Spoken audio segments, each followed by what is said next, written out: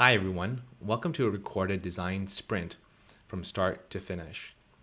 Interspersed in this recording are narrated slides to guide the viewer, yourself, through these different stages of the design process. And as you can see on the screen here, there are 5 stages: empathize, define, ideate, prototype, and test.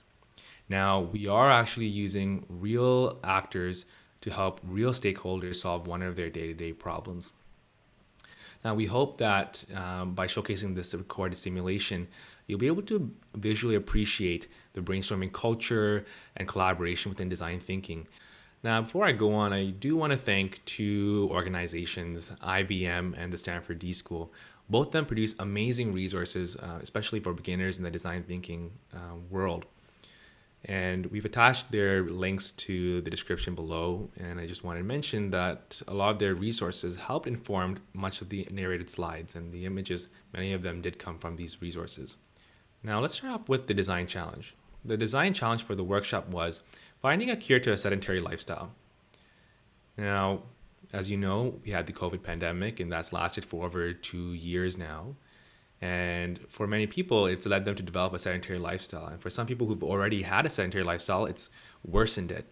And we know with habitual inactivity, that leads to health risks. Things like developing obesity, type 2 diabetes, deep vein thrombosis, the list is long. And as you can see here, here's the workshop objectives. So the first stage is the empathize stage. Here we get to interview our stakeholder.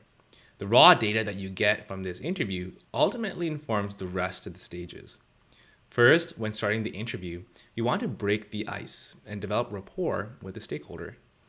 You want to try to get an idea of what a day in the life is for this person. You then might proceed to understand what drew them to participate in the design challenge. Now, once you've done that, you can then begin to ask questions that will reveal other aspects of the stakeholder, such as their values, beliefs, hopes, and frustrations. In design thinking, good questions are those that try to reveal the underlying emotions that affect end user behavior. For example, by identifying emotional pain points of the stakeholder, we're able to identify problems that are worth addressing for them. Conversely, by identifying emotions that drive stakeholder behavior, we're able to leverage and incorporate these insights into developing effective, stakeholder-centric solutions. On this note, when talking about drivers, it is important to clarify what exactly is an internal versus external motivator that affects your stakeholder.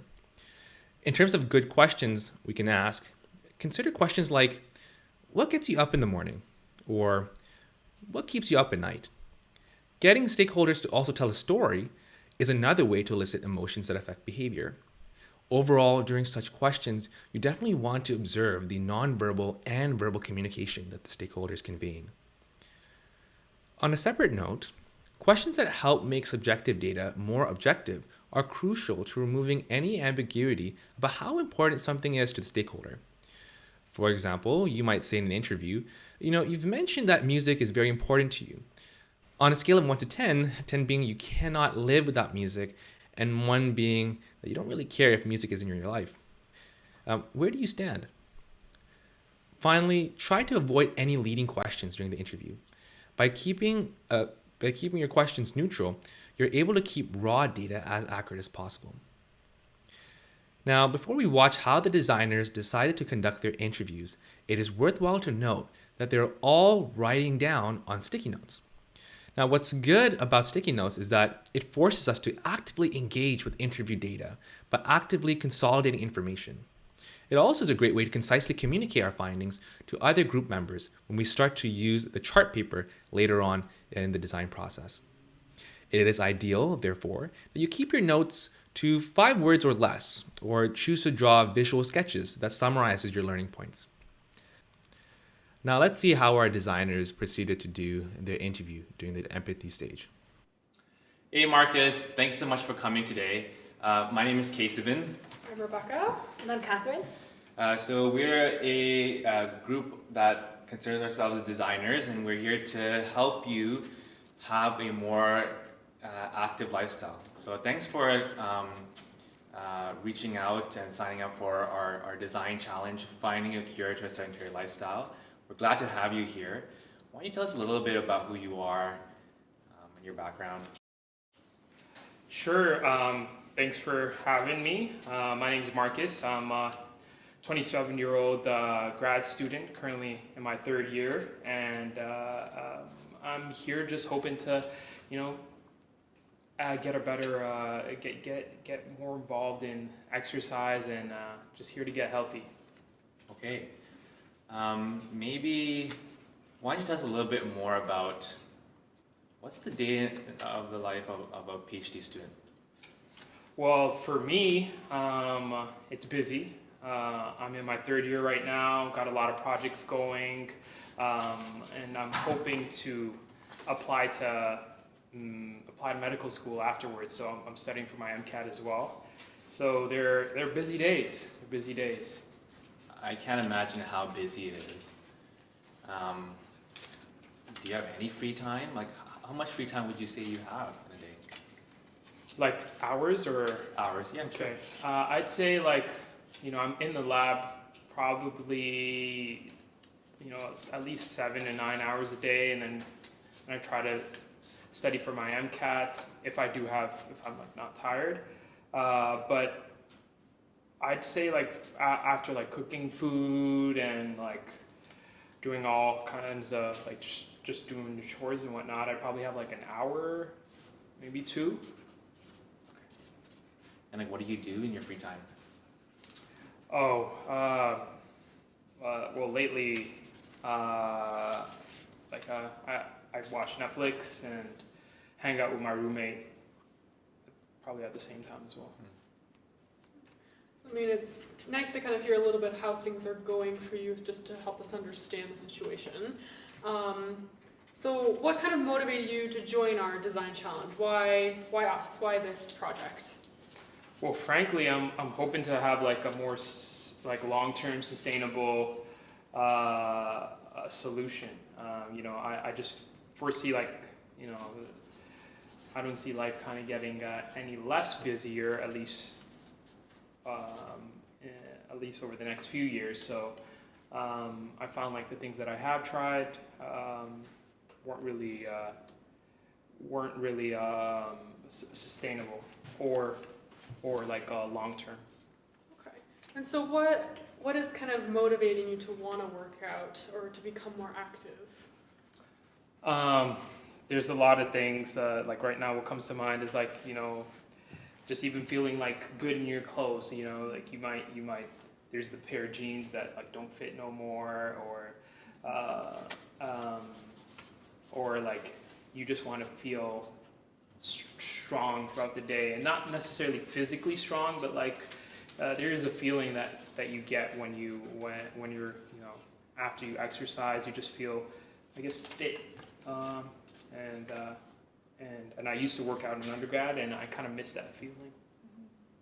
So we're talking about you wanting to work out more, but what does an active lifestyle kind of mean to you around that? Literally, what kind of comes to mind is the act of sweating, your heart's racing, eating healthy food, and making time for that as well, because I think that space is that space both physically and mentally is therapeutic for me, getting there.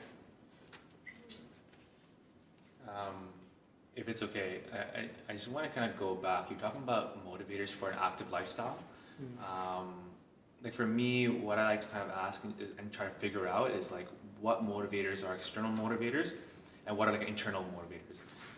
So for example, let me do a little bit of an exercise here.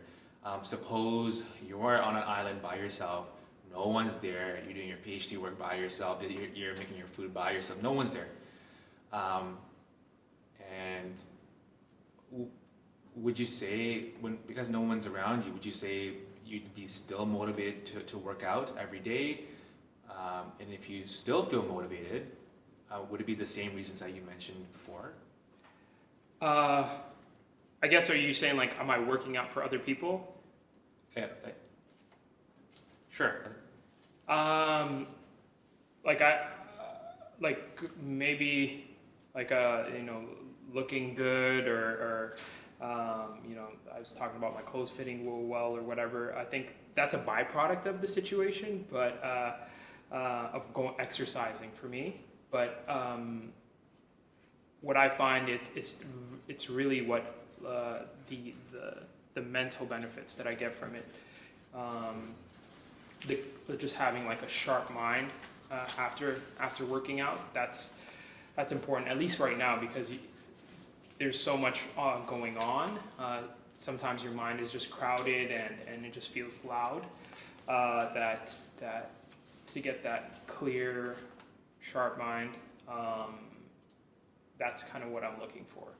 So if I'm hearing it correctly, like one of your stronger motivators is that you're doing this to kind of have a fresh, sharp, quiet, clear mind, maybe to kind of help you be productive and things like that. Is that what you're getting at? Is that how I understood it?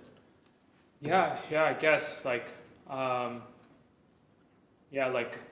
the end of the day, like your goal is to be like, my goal is to kind of have more productive days as well. So I never really thought about it like that. But yeah. So we mentioned a lot about how having this sharp mental clarity is very important to you, right? That's motivating you. But what are some barriers to preventing you from having an active lifestyle? Barriers. Well, time's one. Like we just said, time, between the lab studying for the MCAT. You feel like there's not that much time, and then you just feel maybe exhausted. Although sometimes I might even call it just being lazy, but there's that, and then thankfully I've got the gym membership through school, which is free. But if I wanted to do other ways of maybe join a yoga class or other classes, there's a cost associated with that as well. And the gym currently is there's a certain, I gotta travel there as well, although it may not be too far, it's still on campus, but I gotta walk past the bus that takes me home to go to the gym. So there's, it's always easier to just cop out and hop on the bus. So you mentioned a few barriers there. Which one do you think is the one that's most impacting you?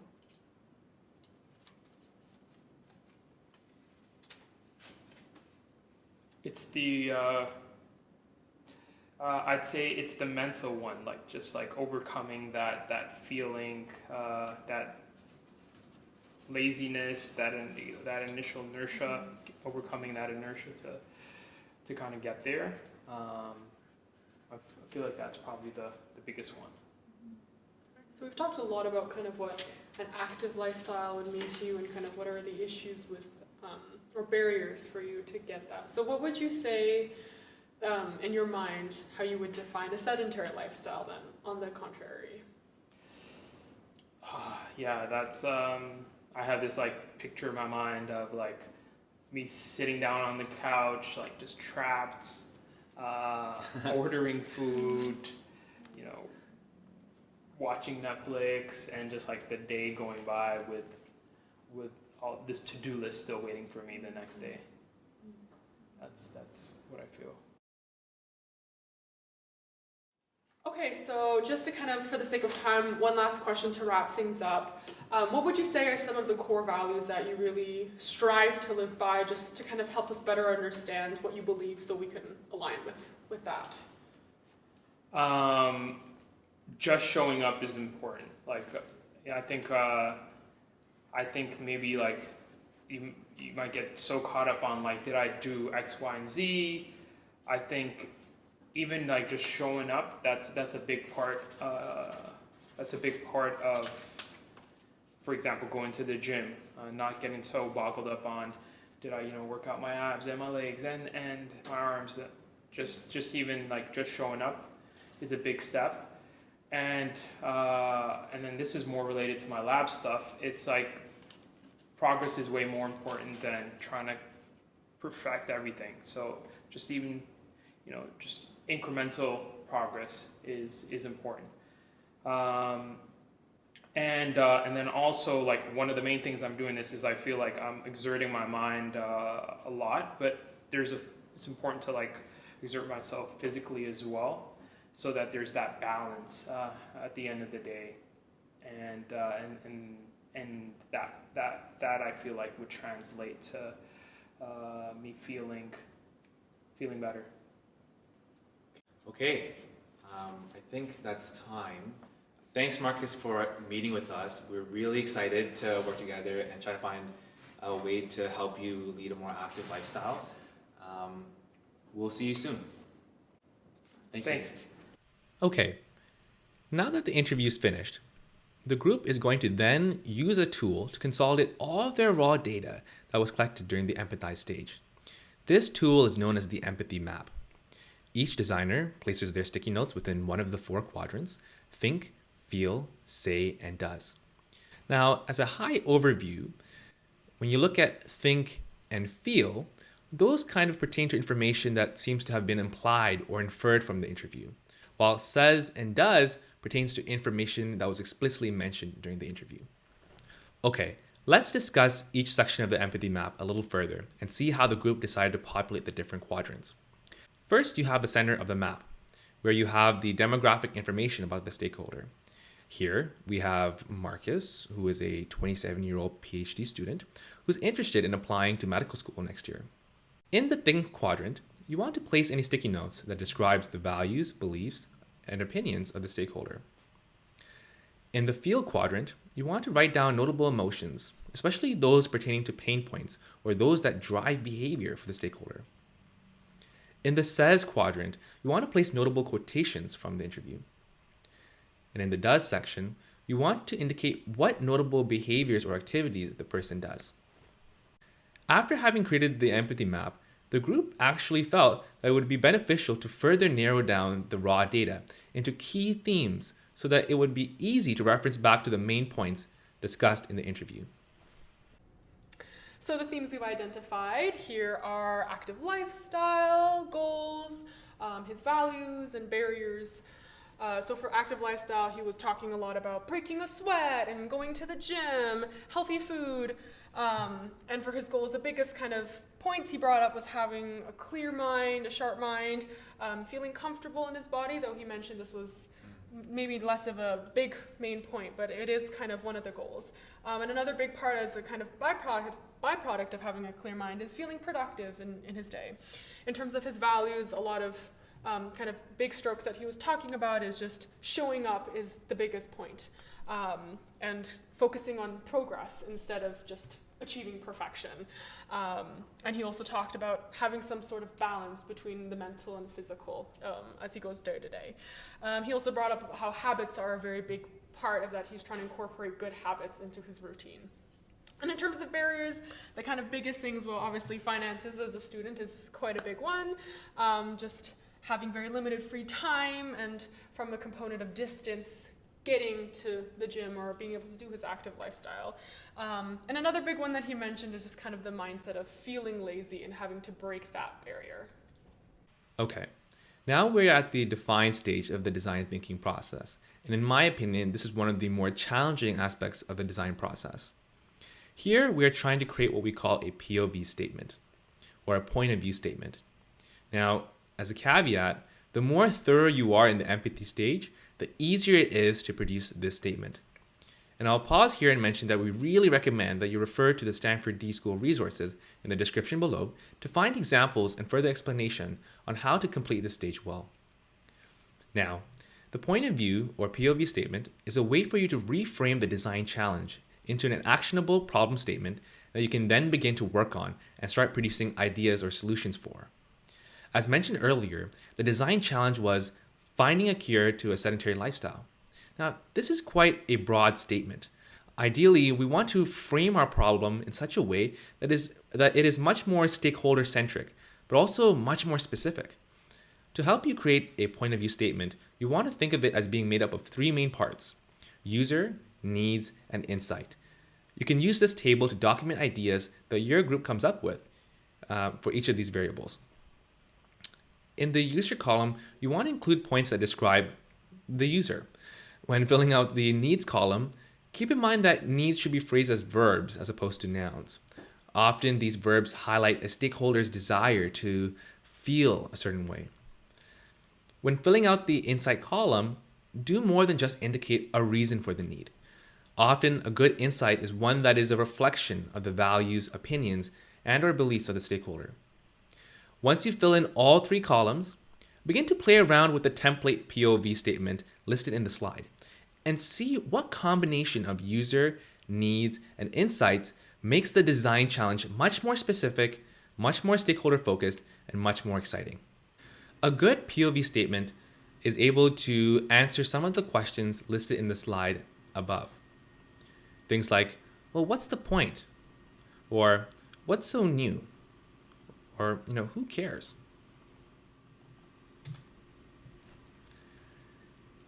Now, here's a snapshot of how the group decided to fill out the user, needs, and insight table. Once again, they used stickies to fill out this table. Feel free to pause the video to see how they filled it out. So here's the POV statement that the team came up with. Ask yourself, how well does this statement answer the 4 questions indicated before regarding what makes a good POV statement? Now, although we've created a POV statement, we still are not done yet for the define stage. Like I said, this is one of the more challenging aspects of the design process. In a sense, the POV statement is still a bit too broad. At this point, one can argue that there are multiple angles that we can take to address this single POV statement. These different angles can be formatted in terms of how might we questions. I've provided a template of how the how might we question could be formulated. When making a how might we question, it is important that it is narrow enough so that specific, unique ideas can be generated, but not too narrow, such that the how might we question sounds like it contains a specific solution already in the question itself. In the examples above, I've created an artificial design challenge called Addressing Social Isolation During the COVID Pandemic. Now let's skip the POV statement for now, but when you look at the how might we questions listed in the slide, it is clear that the first statement contains a solution in the question itself. It doesn't really lend itself to the group generating a lot of ideas. The second how might we question is definitely providing a lot more space for the group to generate a lot of ideas. I don't mind getting started with the how might we question. So I know he talked a lot about how he felt habits are the key to success. So I was just thinking like a good how might question might be, how might we help Markus incorporate a consistent workout routine? And then I know he talked about how much he loved running, and he was saying like he wanted a marathon. So I was thinking, you know what, maybe we can do how might we help Markus take the first steps towards running a marathon? Yeah, and kind of along the same lines, I was thinking, since he mentioned it's difficult for him to get to the gym sometimes, so how can we design like a space for him that's conducive, to working out? As well, he mentioned a lot about this mental kind of clarity, and so how can we help him stay more in tune in that why, for why he wants to have a more active lifestyle? Interesting. Yeah, so another point that he brought up was like how limited free time he has. So a big one kind of that I was thinking is how might we help Markus open up more free time so that he can actually work out. And then the other thing I thought about is as well that he mentioned kind of different ways of working out, like going to the gym or jiu-jitsu, or all these different kind of options. So like how can we help Markus explore non-traditional ways of working out? Okay, so these are good. Let's get back to Markus and tell him what we've come up with, and let's see which how might we question he wants to do. Okay, Yeah, sounds sounds like good. a plan. After having generated a list of how might we questions, the group decided to meet with Markus again to see how he felt about the POV statement and their list of how might we questions. It is important to re-involve stakeholders from time to time during the design process to ensure that design teams are on the right track in terms of identifying problems meaningful to the stakeholder and to identify stakeholder-centric solutions. After showing the POV statement and the how might we questions to Markus, number 1, really liked the POV statement, and number 2, ended up choosing one of the how might we questions that he wanted the design team to work on. As you can see here, the final how might we question, or the angle that Markus wanted us to focus on for the POV statement, is how might we help Markus stay more in tune with his why? Now comes the next stage, the ideate stage. And in my opinion, this is the most fun stage in the design process. Now, before I go on, I want to introduce a very powerful tool called the 2x2 prioritization grid that we use in the ideate stage. This tool is really helpful for documenting ideas that the group comes up with. As you can see in this grid, on the y-axis you have the impact of the solution on the user, and the x-axis you have the feasibility of the idea. Things that might affect the feasibility is things like how much time it would require on the stakeholders' end to actually use the idea, or how much resources or money is needed to actually create the solution. Now that I've explained how this grid works, I do want to mention that sometimes people have difficulty knowing where to place their ideas on this grid. What might be helpful is that if you already have a bunch of ideas on the grid, what you can do is that if you're trying to add a new idea onto the grid but you're not sure where to put it, just see how it compares to another idea on the grid. And then ask yourself, does this have higher impact or lower impact than this idea? Or does it have more feasibility or less feasibility than this idea? That can help you determine where to put things on a relative scale on this grid. Now, for ideation to be really successful, it's important that you follow really important ground rules. And I've listed my favorites here. Firstly, it's important to understand that there's no such thing as a bad idea. It's important to also have fun. We're trying to create a safe space for design thinking. When you have a safe space, then it's much easier for ideas to come out of people's minds. The other aspect I want to mention is hybrid brainstorming. It's important that everyone on the team first brainstorms by themselves, and that way they can produce their original ideas without being biased or being affected by other people's ideas. Afterwards, they should then come together and start populating the grid together as a team. And by doing so, they can start seeing what other ideas people have put up, but also start synergizing between the different ideas and creating maybe even more ideas. Other important ground rules are quantity over quality. Just get your thoughts out there. Don't overthink it. By doing so, you can maintain momentum and have a lot of great ideas come from your mind.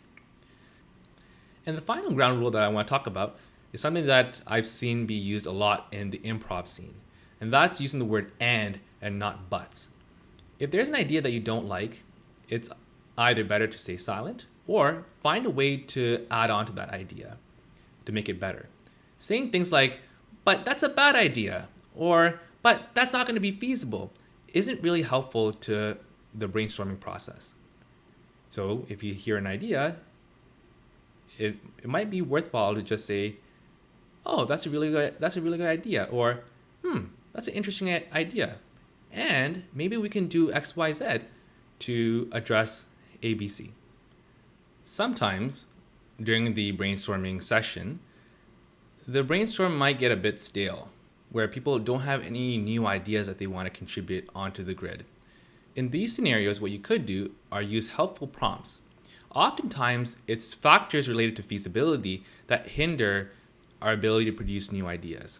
So, for example, what you could do is say, assume finances wasn't an issue, or assume you had $1 million. What other solutions would we want to consider putting on the grid? Or assume you had all the time in the world. What other ideas could we consider? Now, before we go and see how the group came up with some ideas for this design challenge, I just want to show you one example of how you can divide up the grid. So once you've put all the sticky notes onto the grid based on how much impact and how much feasibility each of the ideas have, you can then draw these lines to kind of help determine what makes sense in terms of executing and what really doesn't make sense. The things that are really in the top right corner are excellent ideas that you can execute.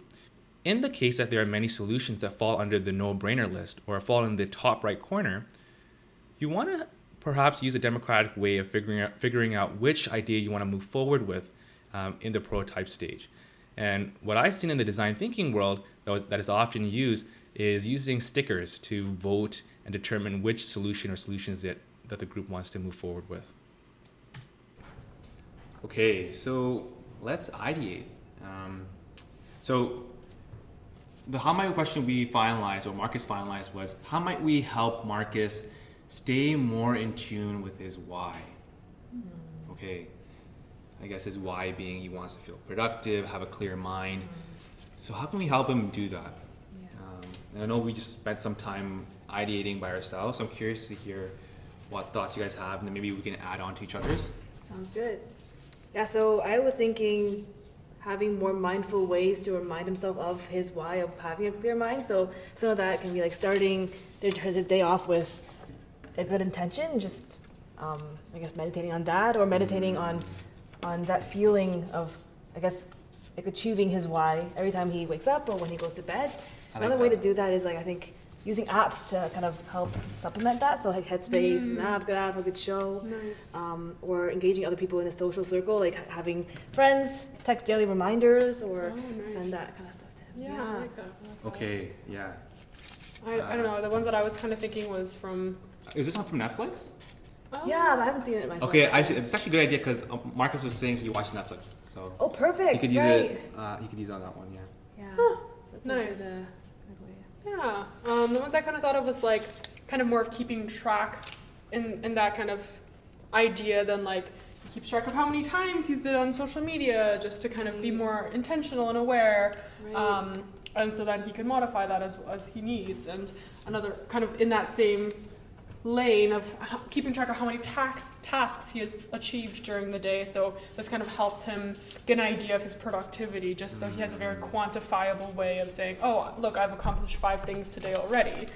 Other ideas that I was kind of having was like reminders of what he doesn't want to feel, just because he talked about a lot of reasons why he wants this active lifestyle, and kind of the flip side of that is like why he doesn't want a sedentary lifestyle. So just kind of reminding himself of the reasons why he wants this or he doesn't want the sedentary lifestyle. And the other thought I just had was just memes in general, because those are always good to kind of lighthearted ways to encourage yourself and feel more in tune. Keeping fun. Okay, I like that. Sorry, do you have another idea? I do Sorry. actually. I was thinking for the like tracking how much time he spends on each app. You can actually set like a limit on your phone for how much time to spend on each app. So maybe that's something that he can That's incorporate good. as well. Be like, Becca, I liked your. Sorry, was there something? Anything else you want to say? I think that's it for now. Becca, I loved when you said reminders of what you don't want to feel. I had a similar idea. I don't know if you can put it up there. It's like, so like, we've talked a lot about like pause and reinforcers that can encourage him to work out. But like, how about things that can be act as like negative reinforcers? So maybe like we can like take pictures, like maybe he can take a picture of himself, of him being like when he's the most lazy. So maybe you could just see him like just really being sluggish in his bed and he's just so lazy, and then maybe like put those pictures on the fridge so that he can look at it and be like, nah, I don't want to be like that. And then like that will act like as a negative reinforcer. Right. That makes sense. Another one is he always talks about how, not always, but he did mention that he watches Netflix and he likes to socialize. That socialize piece, maybe we can leverage that. He was talking about how, so maybe what we could do is like, oh, he can shadow one of his role models or shadow one of his friends and have them kind of motivate him to maybe him see what, maybe look at his friends, see how exercise has been helping them, and then be able to maybe be more motivated to work out. Right. The last one here is sticky notes, kind of similar to what you wrote with the text, kind of using sticky notes, put it around his house, and he looks at it for reminders.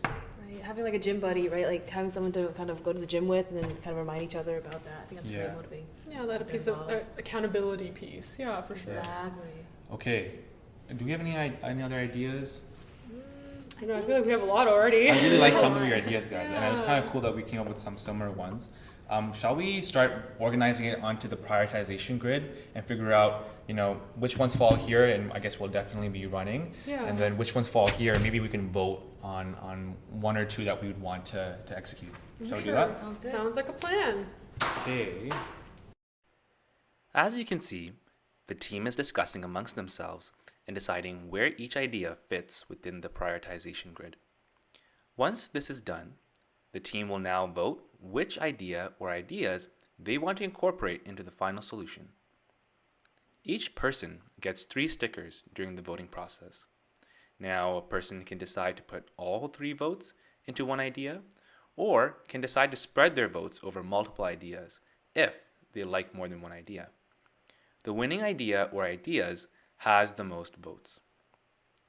After some discussion, voting, and then some more discussion, the team decided that for their final solution, Markus should experiment with allocating 10 minutes of meditation before bedtime to reflect on his why for working out. Now, since he loves using Netflix, you should use the Headspace app on Netflix to help guide his meditation.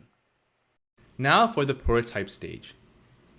In this stage, the goal is to get out of your head and into the physical world. This is the time to bring your ideas to life. You want to start with the low fidelity prototype, which are essentially things that are cheap and easy to make. These low fidelity prototypes make it easy to get feedback quickly and to rapidly refine the solutions the team has generated. As you feel more and more confident in your solution, you can invest more resources into developing your prototype and eventually start developing what we call high fidelity prototypes.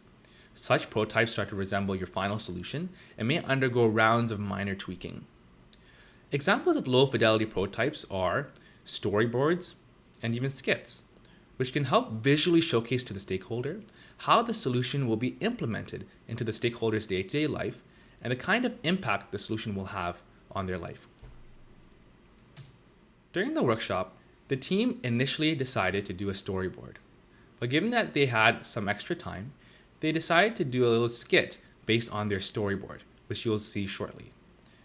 And what they hope to achieve with this is to help their stakeholder, Markus, visualize what would it be like to implement this solution in his own life and determine whether the solution is quite impactful on improving his sedentary lifestyle and whether it's actually feasible in terms of implementing it into his life. Oh, I don't feel good. Oh, man, the alarm's going off. It's 8 o'clock. I gotta go to my lab. Oh man, I was eating so much junk food. I was watching Netflix all night. I know I shouldn't be doing this. Okay. Alright. Oh no, I gotta go to that meeting. Gosh. Alright man, I feel so stressed. Got so much work to do. Oh, I don't want to open the laptop. There's so much work. I know there's so much work. Oh, there is some work. Okay.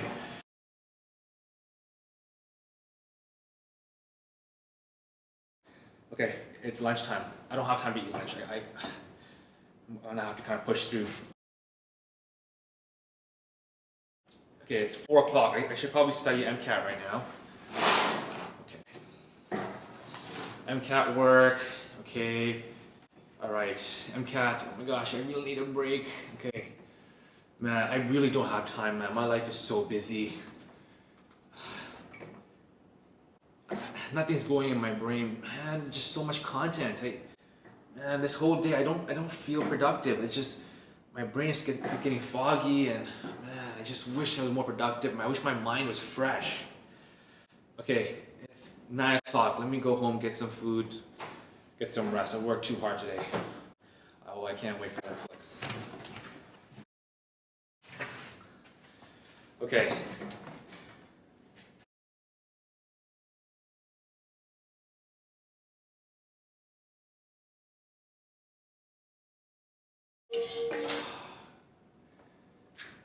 What a terrible thought. Oh my gosh, I wish I was enjoying Breaking Bad, but I gotta work out. Man, I keep putting this off where like I want to work out, but I just don't have the energy, and I got Netflix here, and oh my god, it's so enjoyable. I want to watch Netflix, but I gotta work out. Okay, I think what's gonna help is if I take the time to remember my why. Why do I want to work out in the first place? I don't even know why. I know it's in there, but how do I access that? What can I do right now to help me just stay in line with my why? Hopefully that will get me energized to want to work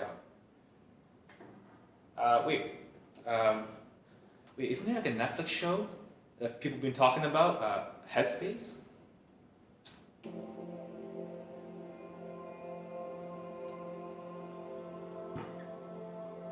Wow, that's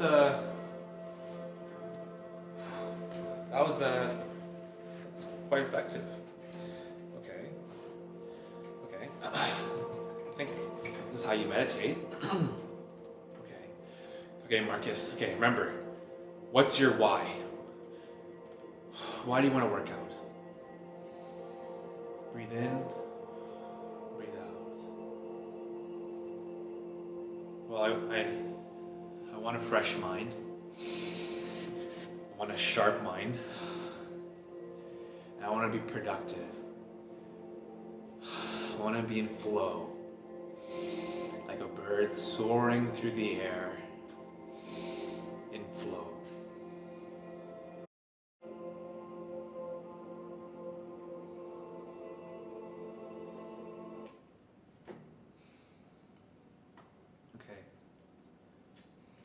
I think I can do it.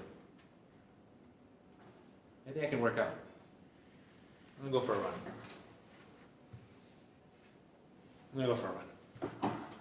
Thanks, Headspace. Awesome. The group has now finished their skit, which they've presented to Markus. Now, all that is left in the design process now is to get feedback from Markus. And this is part of the testing stage of the design thinking process. And so here we have 4 quadrants. In the left, top left quadrant, we have what Markus liked about the idea. The top right is about what we could possibly change about the idea. The bottom left is what questions Markus had about the idea. And the bottom right refers to perhaps new ideas that the group as well as Markus came up with, which we can add to the existing idea that was presented to Markus. That was funny. Thank you guys for that. Although I'm not a Breaking Bad person, but what you did do was really capture what it felt like to be trapped watching Netflix in my house.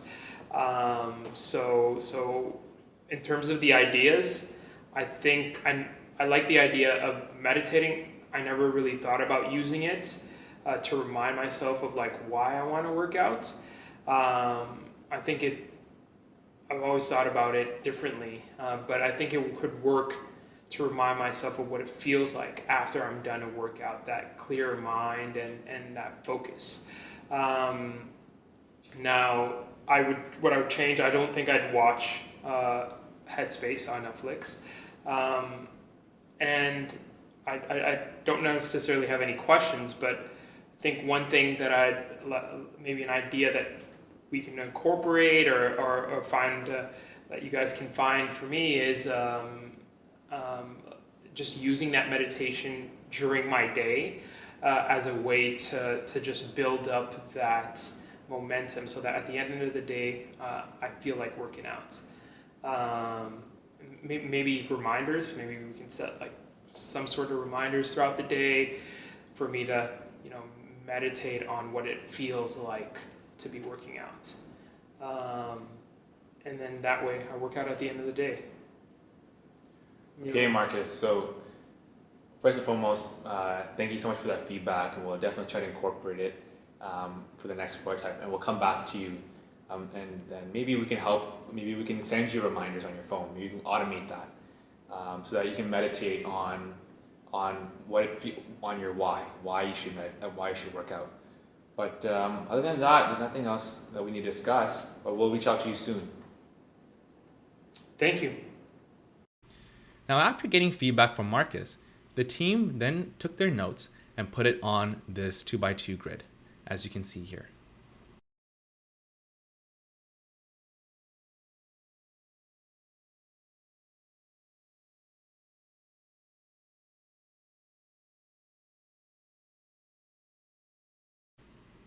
Okay, and there you have it, the design sprint from start to finish. First, the team started off with a thorough interview of the stakeholder in the empathy stage. They then came together during the define stage to identify a POV statement that specifies what exactly the stakeholder hopes to get out of the design challenge. They then identified a variety of angles that could be taken to address the POV statement, and then allowed the stakeholder to pick which how might we question the team should focus on. In the ideate phase, everyone on the team contributed to a variety of ideas and used stickers to democratize decision making as to which set of solutions they would want to move forward with. The team was able to embody the spirit of design thinking by ensuring the brainstorming environment was fun, non-judgmental, and supportive. Finally, in the prototype and testing phase, the designers decided to produce a low-fidelity prototype in the form of a skit to visually showcase how the solution would play out in the stakeholders' day-to-day life. The team was able to gather feedback quickly to determine if the stakeholder felt the solution was feasible and whether it would have the intended impact on his sedentary lifestyle. The team's next steps are to produce a higher fidelity prototype in the form of developing an automated text messaging system to remind the stakeholder to meditate on why they should work out. Having had the stakeholder involved throughout the design process, our stakeholder is now excited to implement the solutions that the team has been working on. Now, the most important question is, were we able to find a cure to Marcus's sedentary lifestyle? I guess you'll have to wait for a part 2 video. Until then, take care.